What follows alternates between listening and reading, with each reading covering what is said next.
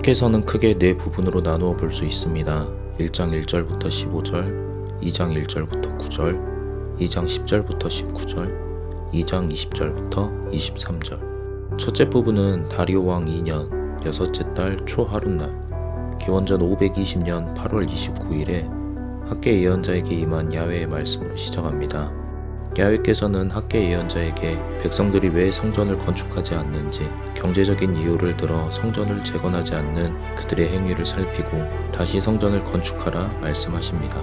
둘째 부분은 다리오 왕 2년 일곱째 달 21일 기원전 520년 10월 17일에 다시 건축되는 성전의 보잘것없음에 대해 논박하며 이 성전에 만군의 야훼의 영광이 충만하게 될 것이며 하나님께서는 성전을 통해 평강을 주시겠다 약속하십니다.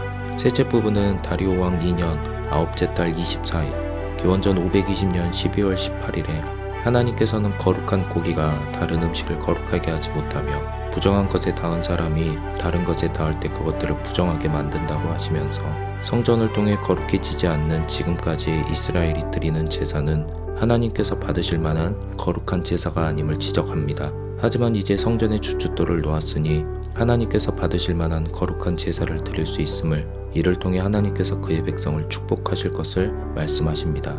넷째 부분은 셋째 부분의 날짜와 같은 날에 선포된 말씀입니다. 다시 한번 하나님의 말씀이 학개 예언자에게 임합니다. 하나님께서는 성전의 주춧돌을 놓는 것이 국제적으로 정치적으로 어떤 영향을 미치게 될 것인지 하나님께서 여러 나라들의 보좌를 엎으시고 엎드려 쓰러지게 될 것을 말씀하십니다. 하나님께서 선택하여 세우신 지도자 스룹바벨은 다윗의 왕처럼 나의 종 여호야긴처럼 인장이라 불리며 잠시나마 메시아의 역할을 하게 될 것입니다. 학개서의 기록 배경 기원전 586년 남유다가 멸망하고 많은 사람들이 바빌론의 포로로 끌려갑니다. 기원전 538년 페르시아의 고레스 왕이 바빌론을 점령하고 바빌론의 모든 포로들을 고향으로 돌려보내는 칙령을 발표합니다. 이 칙령에 의해 첫 번째 포로 귀환이 이루어집니다. 기원전 536년 스룹바벨과 예수아와 함께 예루살렘에 도착한 사람들은 성전을 재건해 성전을 중심으로 한 공동체를 세우기 위해 힘씁니다. 하지만 그 땅에 남겨졌었던 사람들과 사마리아 사람들의 방해로 인해 성전 건축이 지연됩니다. 성전 건축이 지연되는 동안 사람들은 계속되는 흉년으로 경제적으로 움츠러들 수밖에 없었고 이 상황 가운데서 부유한 지주층들은 고리대금업을 통해 막대한 수익을 올리기도 했습니다. 생존의 위기에 직면한 사람들은 성전 건축을 생각할 수 없었습니다. 당장 먹고 살 길이 막막했기 때문입니다. 그렇게 경제적인 문제에만 집중하다 시간은 흘러 어느덧 16년이라는 세월이 지났습니다. 당장 먹고 살 길이 막막했던 사람들도 이제 어느 정도 경제적인 위기를 벗어난 것으로 보입니다. 가뭄은 계속되었지만 생존에 영향을 미칠 정도는 아니었던 것 같습니다. 하지만 누구도 성전을 재건하는 일에 관심을 가지지 않았습니다. 이때 학개 예언자에게 야훼의 말씀이 임합니다. 이 성전이 황폐하였거늘 너희가 이때 판벽한 집에 거주하는 것이 옳으냐? 너희는 산에 올라가서 나무를 가져다가 성전을 건축하라. 학개 예언자를 통해 선포된 말씀으로 기원전 520년 성전의 주춧돌이 놓이며 다시 건축되기 시작했습니다.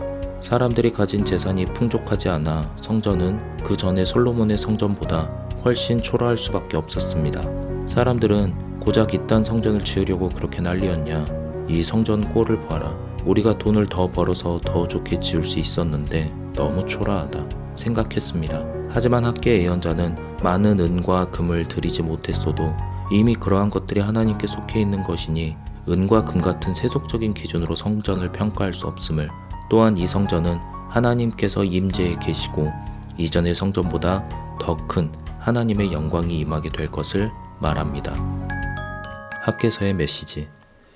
학개 예언자는 계속되는 생존의 문제, 특별히 경제적인 문제로 인해 믿음의 문제를 등한시하는 백성에게 무엇이 더 중요한지 일깨워주고 있습니다.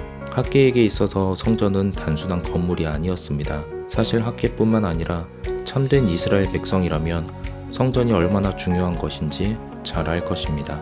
성전은 하나님께서 그들 백성 가운데 임재하시는 곳이며 제사장의 거룩한 제사를 통해 하나님께 축복을 받을 수 있는 장소였습니다. 학개 예언자에 따르면 이스라엘이 계속해서 가뭄을 당하는 것은 성전의 재건보다 자신의 집을 더 중요하게 여겼기 때문이었습니다. 학개 예언자는 성전 재건을 통해 믿음의 문제를 최우선 과제로 강조했습니다. 학개 예언자는 단순히 건물을 지어라, 말하라 하는 사람이 아니라 성전이라는 하나님께서 임재하시는 공간을 통해 이스라엘이 무엇을 중요하게 여기며 살아야 하는지 알려주었습니다. 계속되는 경제적인 위기와 신앙적인 체념 가운데서 별일 없이 하루하루를 보내는 것에 만족했던 사람들에게 아직 때가 되지 않았다라 핑계대는 사람들에게 하나님을 최우선하는 것이야말로 가장 중요한 것임을 일깨워 주었습니다. 학개 예언자의 이름은 축제일에 태어난 자라는 뜻입니다.